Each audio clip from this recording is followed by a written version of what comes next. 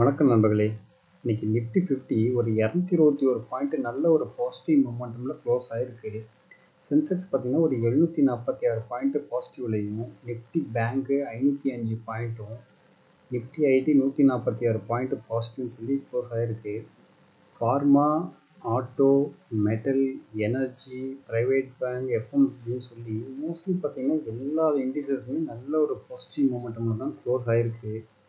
Mid கேப்பும் small கேப்பும் பார்த்தீங்கன்னா ஒரு பெரிய அளவுக்கு ரேலி கொடுக்கல.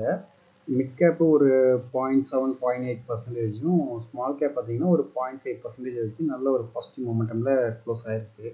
ஆக்சுவலாக பெரிய அளவுக்கு, ஏன்னா நிஃப்டி 50 பார்த்தீங்கன்னா நல்ல ஒரு புல்லிஷ் ட்ரெண்டு போயிட்டுருக்கு. But small gap mid cap பார்த்தீங்கன்னா அந்தளவுக்கு இல்லை. நிஃப்டி 50 மட்டும் நல்ல ஒரு ஏற்றத்தில் க்ளோஸ் ஆகிருக்கு. இது என்ன காரணம் பார்க்கும்போது பார்த்தீங்கன்னா, வெள்ளிக்கிழமை அன்னைக்கு யூஎஸ் மார்க்கெட்டு நல்ல ஒரு பாசிட்டிவ் மூமெண்டமில் க்ளோஸ் ஆகிருக்கு. அதோட இம்பேக்ட் தான் இப்போது நடந்திருக்கு, வேறு எதுவும் இல்லை. வெள்ளிக்கிழமை அன்னைக்கு யூஎஸ் மார்க்கெட் பாருங்கள், நாஸ்டாக் 207 பாயிண்ட்டும், S&P 500 49 பாயிண்ட்டு, டவ் ஜோன்ஸ் 206 பாயிண்ட்டுன்னு சொல்லி நல்ல ஒரு பாசிட்டிவ் மூமெண்டமில் க்ளோஸ் ஆகிருக்கு. ஸோ அந்த ஒரு இதனால நம்மளுக்கு பார்த்தீங்கன்னா இன்னைய மார்க்கெட் வந்து நல்ல ஒரு பாசிட்டிவ் மொமெண்டமில் க்ளோஸ் ஆகிருக்கு. ரெண்டாவது பாயிண்ட் என்னென்னா, வெள்ளிக்கிழமை அன்னைக்கு எஃப்ஐஐ பையிங் சைடு வந்திருக்காங்க. கிட்டத்தட்ட ஒரு 1932 கோடிக்கு எஃப்ஐஐ பை பண்ணியிருக்காங்க. டிஐஐ பார்க்கும்போது 7723 கோடிக்கு பை பண்ணியிருக்காங்க. ஸோ ரெண்டு பேருமே போத் ஆர் பையிங் சைடு இருந்ததுனால மார்க்கெட்டு நல்ல ஒரு ரேலி இன்றைக்கி ஆயிருக்கு. இந்த ஒரு பாசிட்டிவ் நியூஸை எடுத்திருக்கு. வெள்ளிக்கிழமை அன்றைக்கி ஆக்சுவலாக மார்க்கெட் நல்ல ஒரு டவுன்ஃபாலில் தான் போயிருந்தது. அப்படி இருந்தும் பார்த்திங்கன்னா இன்றைக்கி வந்து ஒரு டவுன்ஃபால் போகும்னு எதிர்பார்த்தாங்க. பட் ஆனால் போகலை, அதுக்கு ஆப்போசிட்டாக போயிருக்கு. அது என்ன காரணம் பார்க்கும்போது இதுதான், வேறு எதுவும் மற்றபடி வேறு எந்த ஒரு ரீசனும் கிடையாது. இப்போதைக்கு யூரோப்பியன் மார்க்கெட்டு கொஞ்சம் மிக்சடாக தான் போகுது. டேக்ஸு நெகட்டிவில் இருக்குது, எஃப்டிஎஸ்சி கொஞ்சம் பாசிட்டிவ், சிஎஸ்சி நெகட்டிவில் தான் இருக்குது. அதுமாரி ஏஷியன் மார்க்கெட்டில் பார்க்கும்போது ஜப்பான் நிக்கி வந்து பார்த்தா ஒரு 761 பாயிண்ட் நல்ல ஒரு பாசிட்டிவ் மூமெண்டமில் க்ளோஸ் ஆகிருக்கு. ஹேங்ஸுங்கும் நல்ல ஒரு பாசிட்டிவ் மூமெண்டம் தான், கிட்டத்தட்ட ஒரு 47 பாயிண்ட் பாசிட்டிவ் மூமெண்ட்டில் க்ளோஸ் ஆகிருக்கு. ஏஷியன் மார்க்கெட்டு நல்ல ஒரு பாசிட்டிவ் ட்ரெண்ட்லேயே போயிருக்கு. இப்போதைக்கு யூரோப்பியன் மார்க்கெட்டு ஒரு மிக்சடு ட்ரேடிங்காக தான் போய்ட்டுருக்கு. இன்றைக்கி நைட்டு ஓப்பன் ஆகும் யூஎஸ் மார்க்கெட்டு, அது எப்படி போகுதுங்கிறத பார்ப்போம். இன்றைக்கி நிஃப்டி 50ல் டாப் கெய்னர் யாருன்னு பார்த்தா அதானி என்டர்பிரைசஸ் தான். ஆல்மோஸ்ட் ஒரு 4.8% நல்ல ஒரு பாசிட்டிவ் மூமெண்டமில் க்ளோஸ் ஆகிருக்கு. டாடா மோட்டார்ஸு ஒரு 3.16ம், ஏட்டர்னல் வந்து பார்த்திங்கன்னா ஒரு 2.82, கிராசிம், அப்போலோ ஹாஸ்பிட்டல்னு சொல்லிட்டு நல்ல ஒரு பாசிட்டிவ் மூமெண்டமில் க்ளோஸ் ஆகிருக்காங்க. இல்லை டாப் லூசரில் யாருன்னு பார்த்தா 3 கம்பெனிஸ் மட்டும் தான் நீங்கள் நிஃப்டி 50ல். ஹீரோ மோட்டர் காப், பாரதி ஏர்டெல் அண்டு பாரத் எலக்ட்ரானிக்ஸ் பெல் கம்பெனி, இந்த 3 கம்பெனிஸ் மட்டும்தான் நெகட்டிவ் சைடு இருக்குது. மற்ற கம்பெனிஸ் எல்லாமே பார்த்திங்கன்னா ஒரு ஆல்மோஸ்ட் 47 கம்பெனிஸ் நல்ல ஒரு பாசிட்டிவ் மொமெண்டமில் க்ளோஸ் ஆகிருக்கு. இன்றைக்கி டாடா மோட்டார்ஸ் வந்து பார்த்திங்கன்னா மோஸ்ட்லி இறங்கும்னு எல்லாம் எதிர்பார்த்தாங்க. பட் ஆனால் இறங்கல, நல்ல ஒரு பாசிட்டிவ் மொமெண்டமில் க்ளோஸ் ஆகிருக்கு. அவங்களோட கொடுத்த ரிசல்ட்டோட இம்பாக்ட் நல்லா கொஞ்சம் இதாக இருந்தது. பட் ஆனால் இன்றைக்கி நல்ல ஒரு ஏற்றி வச்சு அழகு பார்த்துட்டாங்க. அடுத்தது இன்றைக்கி கோல்ட் ரேட் பார்க்கும்போது பாருங்கள், இன்றைக்கி ஒரு 70 ரூபா குறைஞ்சிருக்கு.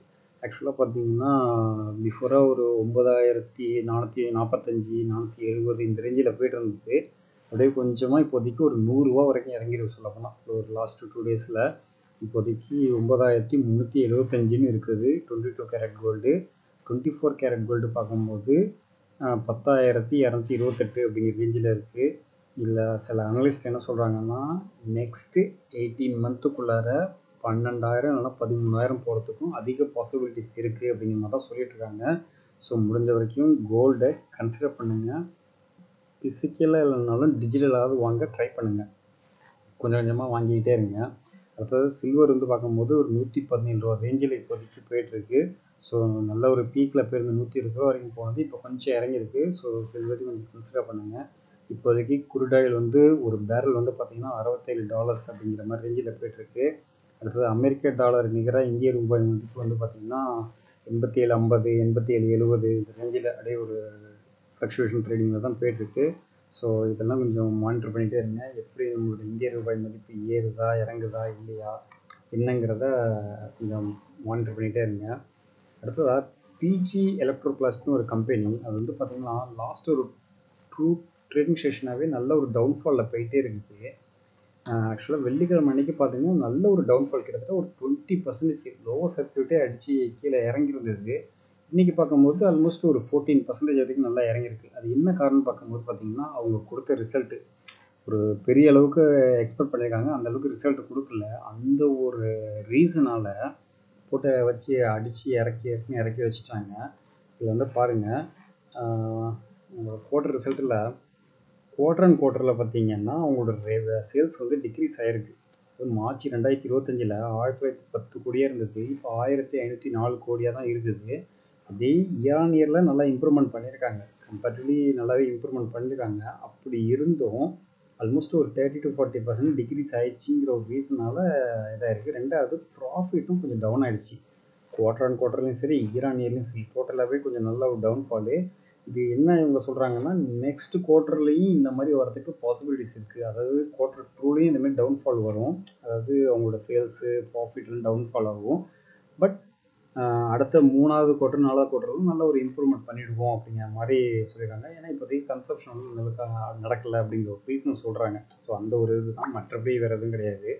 இயர் ஆன் இயரில் நல்லாவே இம்ப்ரூவ்மெண்ட் பண்ணி போயிட்டுருக்காங்க. சேல்ஸ் வைஸு கொஞ்சம் இம்ப்ரூவ்மெண்ட் ஆகிருக்கு.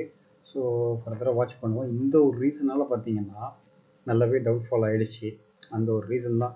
இங்கே லாஸ்ட் ஒரு 2 டேஷன் ட்ரேடிங் செஷன் வந்து பார்த்தீங்கன்னா கிட்டத்தட்ட ஒரு 200 250 ரேஞ்சில் இறங்கியிருக்கு. நீங்களே பாருங்கள், ஆல்மோஸ்ட் எவ்வளவு 750 இருந்த இது இப்போ வெறும் 500 வந்திருக்கு. கிட்டத்தட்ட ஒரு 250 வித்தின் 2 டேஸில் நல்லா வச்சு அடித்து இறக்கிட்டாங்க. இது மணப்புரம் ஷேரு எல்லாமே எதிர்பார்த்துருப்பாங்க, நல்லா இறங்கும்னு எதிர்பார்த்துருப்பாங்க. ஏன்னா அவங்க கொடுத்த ரிசல்ட் அந்த மாதிரி. ஸோ அதனால் இறங்கும் ஒரு எதிர்பார்ப்பு இருந்துச்சு. பட் ஆனால் இறங்கலை. ஒரு சின்னதாக ஒரு இறக்கம், ஒரு 0.75% தான் இறங்கியிருக்கு.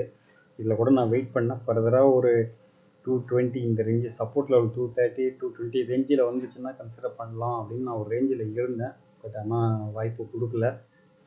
இறங்கும்னு எதிர்பார்த்தது இறங்கலை, ஏறிட்டு போக பார்த்து நிலையில். அதுக்கப்புறம் பார்த்திங்கன்னா ஃப்ளாட்டாக கொஞ்சம் முடிஞ்சிருக்கு.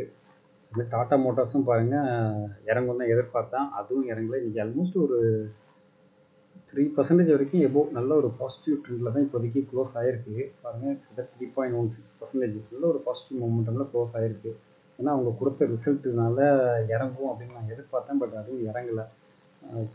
குவார்ட்டர் அண்ட் குவார்ட்டர்னு சொல்லி இயர் ஆன் இயரில் கொஞ்சம் இதாக தான் போயிருக்கு. சேல்ஸ் வைஸ் கொஞ்சம் அடிச்சிருக்காங்க, இது இறங்கி தான் இருக்குது. இதில் வந்து பாருங்கள், மார்ச் 2025 1,19,503 கோடி தான் வந்திருக்கு. ஆனால் இப்போ வந்து பாருங்கள் 1,04,407 கோடி தான். அதே ஜூன் 2024 1,07,102 கோடி. இப்போது குவார்ட்டர் ஆன் குவார்ட்டர்லையும் சரி, இயர் ஆன் இயர்லையும் நல்லாவே ஒரு டவுன்ஃபால், சேல்ஸ் வைஸு நல்லாவே ஒரு டவுன்ஃபாலு. அப்போ இன்னும் மார்க்கெட்டு இன்னைக்கு கொஞ்சம் தூக்கி வச்சு அழகு பார்த்துருச்சு. அதுமாதிரி நெட் ப்ராஃபிட்டு பார்க்கும்போது நல்ல ஒரு டவுன்ஃபாலு.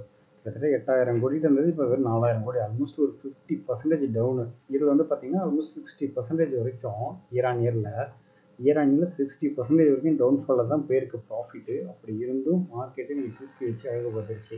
அதேமாரி மணப்புரமும் சரி, அதுவும் ஒரு பெரிய அளவுக்கு ரிசல்ட் கொடுக்கவே இல்லை. நல்லா இன்னும் இப்போ கோல்டு ரேட் ஏறுது, அதனால நல்லா இதாக இருக்கும் அப்படின்னு எதிர்பார்த்தாங்க. பட் அந்தளவுக்கு கொடுக்கல. ஆனால் குவார்ட்டர் அண்ட் குவார்ட்டரில் கொஞ்சம் ஓகே, ரிசல்ட் கொஞ்சம் நல்லாவே கொடுத்துருக்காங்க. இதில் என்னென்னா, இந்த குவார்ட்டர் அண்ட் குவார்ட்டரில் ரெவன்யூ வந்து பார்த்திங்கன்னா இந்த ஜூன் 2025 2,222 கோடியாக இருக்குது. இதே மார்ச் 2025 2,327 கோடியாக இருக்குது. அதே ஜூன் 2024 2,488 கோடியாக இருக்குது. ஸோ குவார்ட்டர் அண்ட் குவார்ட்டர்லையும் இயர் ஆன் இயர்லையும் டவுன்ஃபால் தான் போயிருக்கு. கொஞ்சம் டவுன் ஆகிடுச்சு, ரொம்ப பெரிய இல்லை, ஒரு 5-10% வரைக்கும் டவுனில் போயிருக்கு. அதுமாதிரி ப்ராஃபிட் பார்த்திங்கன்னா நல்ல ஒரு அடி. இயர் ஆன் இயரில் ஆல்மோஸ்ட் ஒரு 60% எபோவ் நல்ல ஒரு டவுன்ஃபால். கிட்டத்தட்ட 132 கோடி தான் இந்த ஜூன் 2025.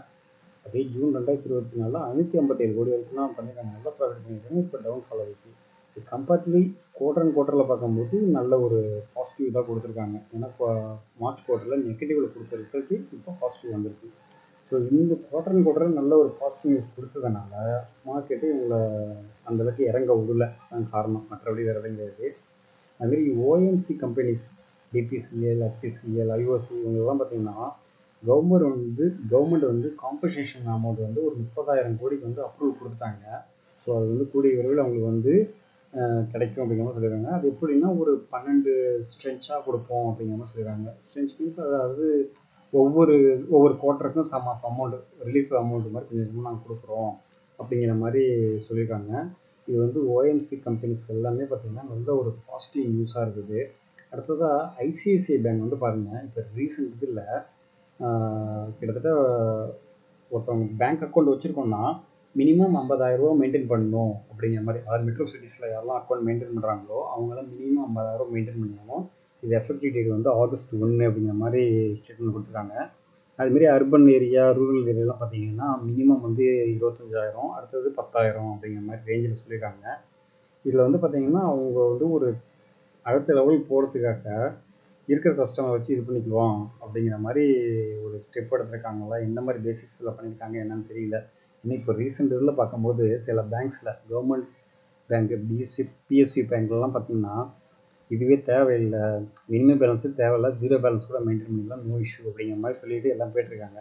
ஏன்னா உங்களுக்கு வந்து டெபாசிட்லாம் ரொம்ப கம்மியாகிட்டு இருக்குது. இப்படி வச்சா எல்லாருமே பார்த்தீங்கன்னா மோஸ்ட்லி டெபாசிட் பண்ணுவாங்க. அட்லீஸ்ட் வர ஒரு 1 லட்சம், 2 லட்சம், 10 லட்சம் வாட் எவர் அமௌண்ட் கொஞ்சம் ஏறிக்கிட்டே இருக்குங்கள, அப்படிங்கிறதெல்லாம் அவங்க பார்த்துட்றாங்க. பட் இவங்க ஆப்போசிட்டாக பார்த்தீங்கன்னா மினிமம் இவ்வளோ மெயின்டைன் பண்ணி ஆகணும் அப்படிங்கிற மாதிரி ஒரு ஹையர் லெவலில் உள்ள பர்சன் மட்டும்தான் இல்லை அக்கௌண்ட் மெயின்டைன் பண்ணணும் அப்படிங்கிற மாதிரி க்ரியேட் பண்ணுறாங்களா என்னன்னு தெரியல. ஸோ எப்படி இருக்குது என்னென்னு பார்ப்போம், என்ன நடக்குதுங்கிறத. அதுமாரி டிவிஎஸ் சப்ளை செயின் அந்த கம்பெனி வந்து பார்த்திங்கன்னா எபிட்டா இப்போ ரொம்பவே டவுன் ஆகிடுச்சு. கிட்டத்தட்ட ஒரு 2.2% வரைக்கும் எபிட்டா வந்து டவுன் ஆகிருக்கு இயர் ஆன் இயரில். அதுமாரி மார்ஜின் பார்த்திங்கன்னா இயர் ஆன் இயரில் கிட்டத்தட்ட ஒரு 1% வரைக்கும் டவுன்ஃபாலில் போயிருக்கு. வேரியேஷன், அதாவது லாஸ்ட் இயரில் வந்து பார்த்திங்கன்னா கிட்டத்தட்ட ஒரு 7% இருந்தது. இப்போ வந்து பார்த்திங்கன்னா கிட்டத்தட்ட ஒரு 6.5, 6.6 சம்திங் ஒரு ரேஞ்சில் நல்லாவே மார்ஜின் டவுன்ஃபால் ஆகிருக்கு. இது இல்லாமல் அவங்க வந்து ப்ரொமோட்டர் வந்து பார்த்திங்கன்னா உங்களோட ஷேர்ஸ் எல்லாம் பிளெட்ஜ் பண்ணி வேறு வச்சுருக்காங்க. டிவிஎஸ் சப்ளை செயின் இந்த இதில் உள்ள ப்ரொமோட்டரு. ஸோ இந்த நியூஸ்லாம் இருக்குது. இந்த ஷேர்ஸ்லாம் வாங்க போகிறீங்கன்னா, ஒரு ஷேர் நீங்கள் வாங்க போகிறீங்கன்னா உங்கள் ப்ரொமோட்டர் வந்து ஷேர்ஸை பிளெட்ஜ் பண்ணி வச்சுருக்காங்களா இல்லையா, எப்படி இருக்குது அப்படிங்கிற ஸ்டேட்டஸ்லாம் பார்த்துக்குங்க. அடுத்தது ஷிப்பிங் கார்ப்பரேஷன் ஆஃப் இந்தியா, அவங்க வந்து பார்த்திங்கன்னா இந்த குவார்ட்டரில் வந்து எபிட்டா வந்து கிட்டத்தட்ட ஒரு 4% வரைக்கும் டவுனில் போயிடுச்சு அப்படிங்கிற மாதிரி சொல்லியிருக்காங்க. அதுமாரி ரெவின்யூவும் பார்த்தோம்னா கிட்டத்தட்ட ஒரு 13% வரைக்கும் நல்ல ஒரு டவுன்ஃபாலில் போயிருக்கு அப்படிங்கிற மாதிரி சொல்லியிருக்காங்க. இது வந்து பார்த்திங்கன்னா ஷிப்பிங் கார்ப்பரேஷன் ஆஃப் இந்தியாவுக்கு ஒரு நெகட்டிவ் நியூஸாக இருக்குது. அடுத்ததாக வந்து பார்த்திங்கன்னா ஐடிஎஃப்சி ஃபர்ஸ்ட் பேங்க்கில் வந்து பார்த்திங்கன்னா அடுத்த ஒரு ஃபாரின் இன்ஸ்டியூஷன் வந்து பார்த்திங்கன்னா இன்வெஸ்ட்மெண்ட் பண்ண போகிறதா சொல்லியிருக்காங்க. இது வந்து பார்த்திங்கன்னா பிஃபோராக வந்து பார்த்திங்கன்னா வாரன் பஃபெட் வந்து பண்ணுறதா சொல்லியிருந்தாங்க. ஆல்மோஸ்ட் ஒரு 7,000 crores பண்ணுறதா சொல்லியிருந்தாங்க. இப்போ வந்து இன்னொரு இன்ஸ்டியூஷன் வந்து ஒரு 2,000 கோடி வரைக்கும் ப்ரைவேட் பிளேஸ்மெண்ட்டில் பண்ணலாம் அப்படிங்கிற மாதிரி இன்வெஸ்ட்மெண்ட் பண்ணுறதுக்காக ஆர்பிஐ அப்ரூவல் கேட்டிருக்காங்க. இதே வாரன் பஃபெட் வந்து பார்த்திங்கன்னா ஹோம் ஃபர்ஸ்ட் ஃபினான்ஸ் அந்த கம்பெனிலேருந்து பார்த்திங்கன்னா எக்ஸிட் ஆகலாம் அப்படிங்கிற மாதிரி ஒரு பிளானில் இருக்காங்க. ஆல்மோஸ்ட் அவங்கள்ட்ட ஒரு 10.3% ஸ்டாக் இருக்குது. ஸோ அதுலேருந்து டோட்டலாக எக்ஸிட் ஆகலாம் அப்படிங்கிற மாதிரி ஒரு பிளானில் இருக்கிறாங்க. இது வந்து அஃபிஷியலாக இன்னும் வரல, மணி கண்ட்ரோலில் ஒரு நியூஸ் மாதிரி வந்திருக்கு. ஸோ மோஸ்ட்லி இது கன்ஃபார்ம் ஆகிறதுக்கு பாசிபிலிட்டிஸ் இருக்குது. ஸோ இதெல்லாம் நம்ம கொஞ்சம் வாட்ச் பண்ணிகிட்டே இருப்போம். ஸோ நீ கொடுத்த இன்ஃபர்மேஷன் எல்லாமே யூஸ்ஃபுல்லாக இருக்கும்னு நினைக்கிறேன். அடுத்த இன்ஃபர்மேஷனோட அடுத்த வீடியோ சந்திப்போம். நன்றி நண்பர்களே.